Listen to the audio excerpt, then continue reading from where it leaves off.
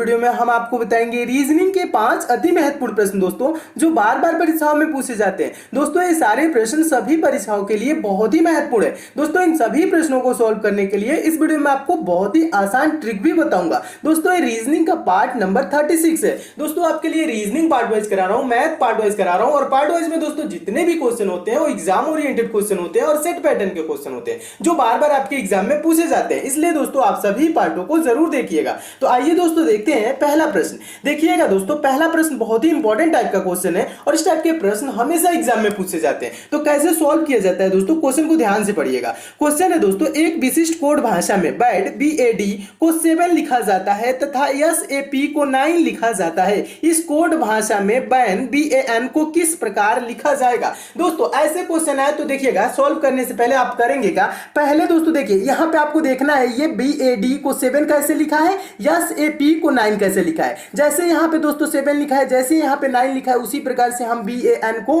भी लिखेंगे। देखिए करना क्या है सॉल्व करने के लिए, देखिए हम कैसे देखेंगे 7 लिखा है, इसको हम करेंगे नंबरिंग। B दोस्तों कितने नंबर पे आता है, तो B 2 नंबर पे आता है। A कितने नंबर पे आता है, तो 1 नंबर पे आता है, यानी कि पहले नंबर पे आता है। और D दोस्तों कितने नंबर पे आता है, तो चौथे नंबर पे आता है। इसको आपस में जोड़िए, 2 1 3 3 1, देखिएगा 2 1 3 और 3 और 4 जोड़ेंगे तो दोस्तों क्या हो जाएगा, 3 4 हो जाएगा 7। और इस यहां पे देखिए लिखा क्या है 7। यहां तक तो आपको क्लियर हो गया होगा। ठीक है, चलिए S दोस्तों कितने नंबर पे आता है, तो आप बोलेंगे S 19 नंबर पे आता है। और A दोस्तों कितने नंबर पे आता है, तो 1 नंबर पे आता है। और P दोस्तों कितने नंबर पे आता है, तो 16 नंबर पे आता है। अब इसको जोड़ेंगे तो क्या दोस्तों 9 होगा। देखिएगा तो यहां तक क्या करते हैं दोस्तों, यहां तक तो स्टूडेंट सॉल्व करते हैं, उसके बाद प्रश्न छोड़ देते हैं। नहीं, आपको सॉल्व करना है, पूरा सॉल्व करना है। देखिए करना क्या, आपको इसे भी जोड़ना है। जोड़िए 19 और 1 जोड़ेंगे 20 और 20 में 16 जोड़ेंगे तो दोस्तों क्या हो जाएगा, 36 होगा। अब देखिए 36 किन संख्याओं से मिलकर बना है। इसे करना क्या है दोस्तों, जितने भी अंक है सबको जोड़ के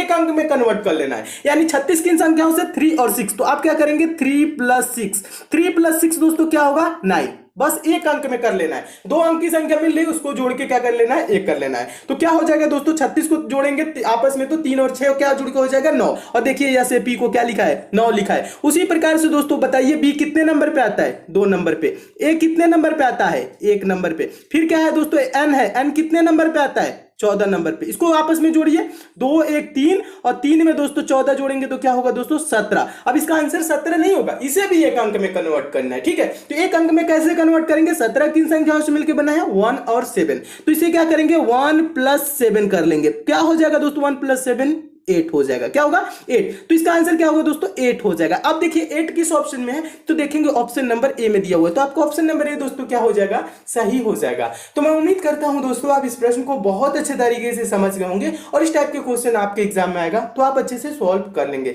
चलिए नेक्स्ट क्वेश्चन देखते हैं। और एक चीज और बता दूं दोस्तों, लास्ट में आपसे रीजनिंग का एक बहुत ही इंपॉर्टेंट टाइप का क्वेश्चन पूछूंगा, होमवर्क के तौर पर, टेस्ट के तौर पर रहेगा क्वेश्चन, और जिसका आंसर सभी दोस्तों को कमेंट करके बताना है। ठीक है, तो क्वेश्चन का पूछूंगा लास्ट में। चलिए और देखिए सारे क्वेश्चन इंपॉर्टेंट है, इसलिए दोस्तों आप लास्ट तक जरूर देखिएगा। सारे क्वेश्चन का आंसर आपको बताना भी है, कमेंट करके बताना है कि आप कितने क्वेश्चन सही किए हैं, ये भी बताएंगे। ठीक है, आपको कितने क्वेश्चन सही आते हैं। ठीक है, चलिए नेक्स्ट क्वेश्चन देखिएगा। दूसरा क्वेश्चन भी काफी इंपॉर्टेंट है। देखिए ज्यादा कुछ नहीं करना है, इस टाइप के क्वेश्चन है तो बहुत सिंपल तरीका आपको बता रहा हूं। क्वेश्चन पढ़िएगा। क्वेश्चन है दोस्तों, दिए गए विकल्पों में से लुप्त संख्या ज्ञात कीजिए।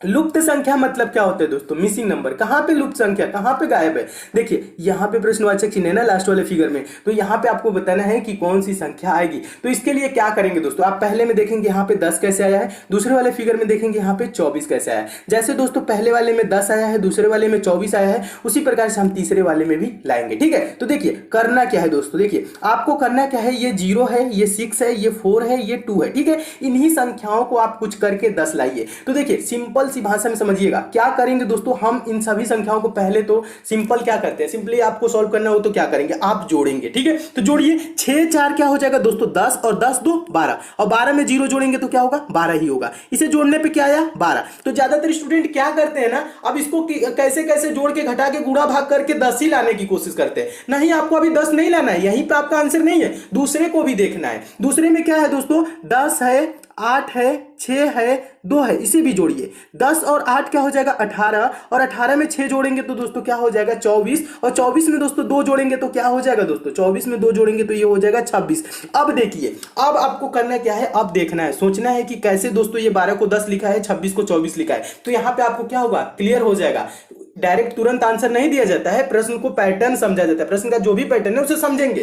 तो यहां पे आपको क्लियर हो गया होगा, ये 12 को क्या लिखा है 10 लिखा है, यानी क्या किया है दोस्तों -2 कर दिया है। ये दोस्तों 26 को क्या लिखा है 24 लिखा है, यानी ये क्या किया है दोस्तों -2 कर दिया है, जोड़ के -2 कर दे रहा है। इसी प्रकार से क्या करेंगे दोस्तों, जो आपका क्वेश्चन पूछ रहा है उसका आंसर देंगे। चलिए 14 और 12 जोड़ेंगे दोस्तों क्या हो जाएगा 26 हो जाएगा। 26 में 10 जोड़ेंगे क्या होगा 36 हो जाएगा। 36 में 4 जोड़ेंगे तो क्या हो जाएगा 40 हो जाएगा। क्या होगा 40। 40 में से दोस्तों क्या करेंगे 40 में से -2 कर लेंगे। 40 में से जब 2 घटा लेंगे तो दोस्तों क्या हो जाएगा ये 38। तो यहां पे दोस्तों क्या होगा 38 यानी कि 38 हो जाएगा। अब देखिए 38 किसी ऑप्शन में है तो हाँ ऑप्शन नंबर सी में है, तो आपका ऑप्शन नंबर सी दोस्तों क्या हो जाएगा सही हो जाएगा। तो मैं उम्मीद करता हूं दोस्तों आप इस प्रश्न को भी बहुत अच्छे तरीके से समझ गए होंगे और इस टाइप के भी क्वेश्चन आपके एग्जाम में आएगा तो आप अच्छे से सॉल्व कर लेंगे। चलिए नेक्स्ट क्वेश्चन देखते हैं। अगला क्वेश्चन है दोस्तों, अगला क्वेश्चन आपका तीसरा प्रश्न है।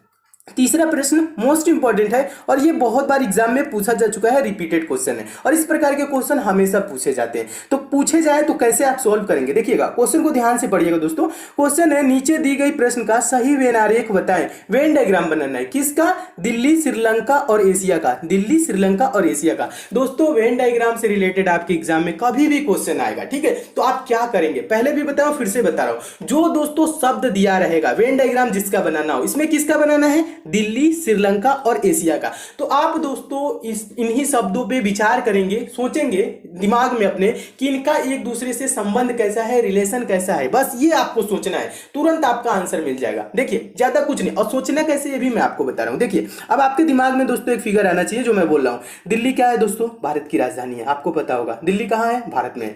श्रीलंका क्या है दोस्तों, भारत में है या अलग है, श्रीलंका अलग एक देश है, ठीक है। श्रीलंका क्या है, अलग एक देश है। एशिया क्या है दोस्तों, एशिया के अंतर्गत भारत भी आता है, श्रीलंका भी आता है, ठीक है। यानी कि एशिया के अंतर्गत बहुत सारे देश आते हैं, ठीक है, जिसमें क्या है दोस्तों भारत यानी दिल्ली भी है, श्रीलंका भी है। तो अब आपको क्या करना है दोस्तों, देखिएगा अब आपको यहां पे ज्यादा कुछ नहीं करना है, एक सर्कल ड्रा करना है, यानी बनाना है दोस्तों किसका, ये हो गया किसका, एशिया का। एशिया में क्या आता है दोस्तों भारत, और भारत में आता है दिल्ली, यानी दिल्ली भारत की राजधानी है, इसलिए क्या हो जाएगा एशिया के अंतर्गत आ जाएगा दिल्ली, और क्या आ जाएगा श्रीलंका क्या है एशिया के अंतर्गत ही आता है। तो ये क्या हो जाएगा दोस्तों, ये हो जाएगा श्रीलंका। यानी इसका वेन डायग्राम किस टाइप से बनेगा, इस टाइप से बनेगा। अब देखिए इस टाइप से किस ऑप्शन में दिया हुआ है वेन डायग्राम, तो देखेंगे ऑप्शन नंबर बी में इस टाइप से दिया हुआ है, तो आपका ऑप्शन नंबर बी दोस्तों क्या हो जाएगा, सही हो जाएगा। तो मैं उम्मीद करता हूं दोस्तों आप इस प्रश्न को भी बहुत अच्छे तरीके से समझ गए होंगे और इस टाइप के भी क्वेश्चन आपके एग्जाम में आएगा तो आप अच्छे से सॉल्व कर लेंगे। चलिए नेक्स्ट क्वेश्चन देखते हैं। और एक चीज और बता दूं दोस्तों, आपको क्वेश्चन अच्छे लगते हैं, समझ में आते हैं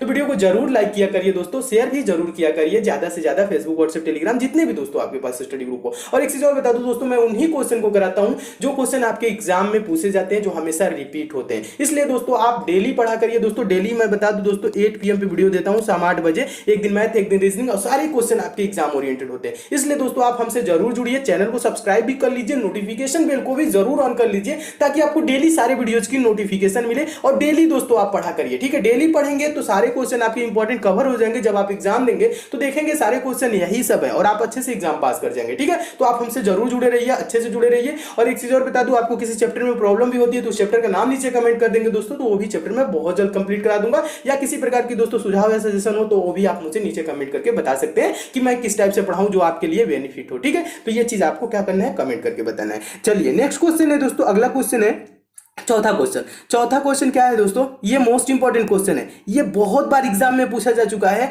और इसका आंसर दोस्तों क्या होता है ना, लगभग 90+% यानी 90 से ज्यादा परसेंटेज स्टूडेंट जो होते हैं ना, 90% लगभग समझ लीजिए गलत आंसर देते हैं। कहां पे गलती करते हैं मैं आपको बता रहा हूं, क्वेश्चन पढ़िएगा ध्यान से। देखिए क्वेश्चन है दोस्तों, एक स्त्री की ओर संकेत करते हुए रोहित ने कहा वह मेरे पिता की पत्नी के पुत्र की पुत्री, देखिएगा पुत्र की पुत्री की बहन है, वह स्त्री रोहित से किस प्रकार संबंधित है। देखिए ऐसे क्वेश्चन आता है तो एक लाइन में पढ़ के तुरंत आंसर नहीं दिया जाता है, इसको क्या किया जाता है दोस्तों, अपने से रिलेट करेंगे। कभी भी दोस्तों ब्लड रिलेशन वाला क्वेश्चन आएगा तो आप क्या करेंगे, अपने से रिलेट करेंगे। देखिए कैसे बता रहा हूं, देखिएगा क्वेश्चन थोड़ा सा समझिएगा एक बार। देखिए यहां पे क्वेश्चन ध्यान से समझिएगा, समझाने की कोशिश कर रहा हूं। क्वेश्चन है, एक स्त्री की ओर संकेत करते हुए रोहित ने कहा वह मेरे पिता की पत्नी के पुत्र की पुत्री की बहन है, वह स्त्री रोहित से किस प्रकार संबंधित है।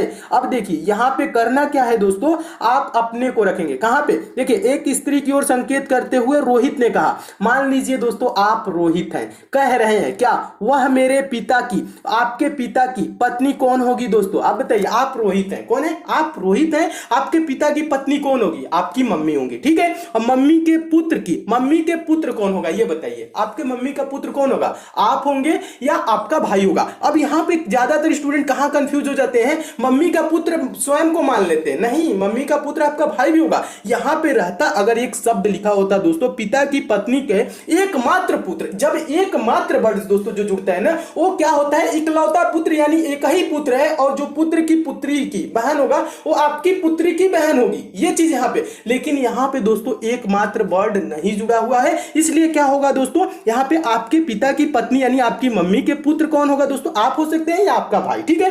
कि पुत्री की बहन, यानी मान लीजिए आप है आपके भाई की पुत्री की दोस्तों बहन क्या लगेगी आपकी, ये चीज यहां पे करना है। वह स्त्री रोहित से किस प्रकार संबंधित है, तो यहां पे क्या करना है दोस्तों, यहां पे जो पुत्री है ना, पुत्री की बहन, जो पुत्री की बहन कह रहा है तो आपके पुत्री की बहन हो सकती है या आपके भाई की पुत्री की बहन हो सकती है। तो यहां पे दोस्तों रिलेशन कैसा होगा रोहित से ये बताना है, ठीक है। तो किस प्रकार का रिलेशन होगा, यानी वो स्त्री जो है यानी कि जो पुत्री की बहन है वो रोहित की क्या लगेगी, बताइए। यहां पे दो दोस्तों कंडीशन बन रहा है, या तो दोस्तों यहां पे रोहित स्वयं होगा तो क्या होगी दोस्तों, पुत्री हो जाएगी, देखिएगा तो पुत्री होगी, और या रोहित का भाई का पुत्री की बहन हो तो क्या होगा दोस्तों, भतीजी होगी। तो इसका आंसर क्या होगा दोस्तों, पुत्री अथवा भतीजी, ऑप्शन नंबर इसका डी सही होगा। मैं उम्मीद कर रहा हूं दोस्तों ये चीज आप समझ रहे होंगे जो मैं समझाने की कोशिश कर रहा हूं, ठीक है। ये काफी इंपॉर्टेंट है। अगर जो दोस्तों यहां रहता एकमात्र पुत्र की पुत्री की बहन, यहां पे रहता एकमात्र वर्ड,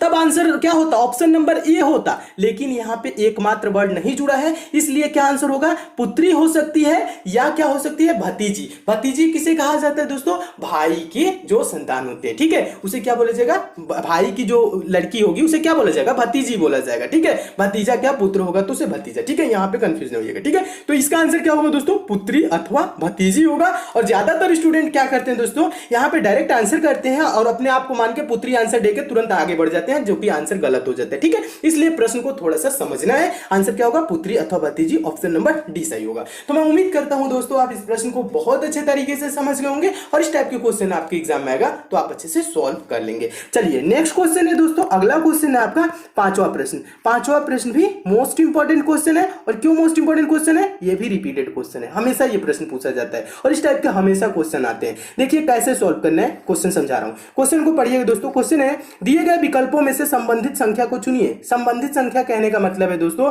जिससे दोस्तों 3 का संबंध 30 से है, उसी प्रकार से दोस्तों 7 का संबंध किससे होगा, प्रश्नवाचक चिन्ह पे कौन सी संख्या आएगी ये आपको बताना है। तो देखिए यहां पे करना क्या है, कैसे सॉल्व करना है मैं समझा रहा हूं। देखिए आप करेंगे क्या दोस्तों, पहले आप देखेंगे 3 को 30 कैसे लिखा है, उसी प्रकार हम 7 को लिखेंगे। अगर जो दोस्तों मैं बोलूं यहां पे 3 गुने 10 कर दे तो 30 हो जाएगा, तो यहां पे भी वही करना होगा, 7 गुने 10 70। लेकिन देखिए 70 किसी ऑप्शन में है, नहीं है। जब नहीं है तो प्रश्न सॉल्व ऐसे नहीं होगा। अब देखिए प्रश्न को सॉल्व कैसे करना है। देखिए ये जो 3 है ना, हमें 3 को 30 बनाना है। कैसे बनाना है मैं आपको बता रहा हूं। यहां पे आपको क्या करना है दोस्तों, 3 का क्यूब कर दीजिए प्लस इसमें 3 जोड़ दीजिए। 3 का क्यूब क्या होगा दोस्तों, 3 गुने 3 गुने 3 यानी 3 3 29 27, और 27 में दोस्तों 3 जोड़ेंगे तो क्या हो जाएगा दोस्तों, ये 30 हो जाएगा। समझ में आया। यहां पे क्या किए दोस्तों, 3 का क्यूब कर दिए यानी 3 का घन कर दीजिए और 3 इसमें क्या कर दिए, जोड़ दिए, 30 हो गया। इसी प्रकार से दोस्तों आप क्या करेंगे, 7 का क्यूब प्लस क्या करेंगे 7। 7 का क्यूब का मतलब क्या होता है, 7 गुने 7 गुने 7, 7 7 49 343 होगा। क्या होगा दोस्तों 343, और 343 में दोस्तों क्या करेंगे, ये 7 को जोड़ देंगे। इस 7 को जब जोड़ देंगे तो क्या होगा, 343 में 7 जोड़ देंगे तो यहाँ पे हो जाएगा 350। क्या होगा दोस्तों 350। तो प्रश्नवाचक चिन्ह पे क्या आएगा दोस्तों, 350 होगा। 350 देखिए किस ऑप्शन में है, तो देखेंगे ऑप्शन नंबर डी में दिया हुआ है, तो आपको ऑप्शन नंबर डी दोस्तों क्या हो जाएगा, सही हो जाएगा। तो मैं उम्मीद करता हूं दोस्तों आप इस प्रश्न को भी बहुत अच्छे तरीके से समझ गए होंगे और इस टाइप के भी क्वेश्चन आपके एग्जाम में आएगा तो आप अच्छे से सॉल्व कर लेंगे। चलिए नेक्स्ट क्वेश्चन देखते हैं। अगला क्वेश्चन है दोस्तों आपका आज का क्वेश्चन है, होमवर्क का क्वेश्चन है, टेस्ट का क्वेश्चन है। इसका आंसर क्या करना है, सभी दोस्तों को कमेंट करके बताना है इसका सही आंसर क्या होगा। जिन दोस्तों को नहीं पता इसका सही आंसर क्या होगा वो क्या करेंगे दोस्तों, रीजनिंग का पार्ट नंबर 35 देख लेंगे। 35 का ये 5वां क्वेश्चन है। पार्ट नंबर 35 में इसको फुल डिटेल में मैं समझाया हूं कि इस टाइप के प्रश्नों को कैसे बिना पेन उठाए और बिना फार्मूले के सॉल्व किया जाता है। पार्ट नंबर 35 आपको मिलेगा कहां से दोस्तों, इसका लिंक यहाँ पे आई बटन पे दे दिया हूं दोस्तों। यहाँ पे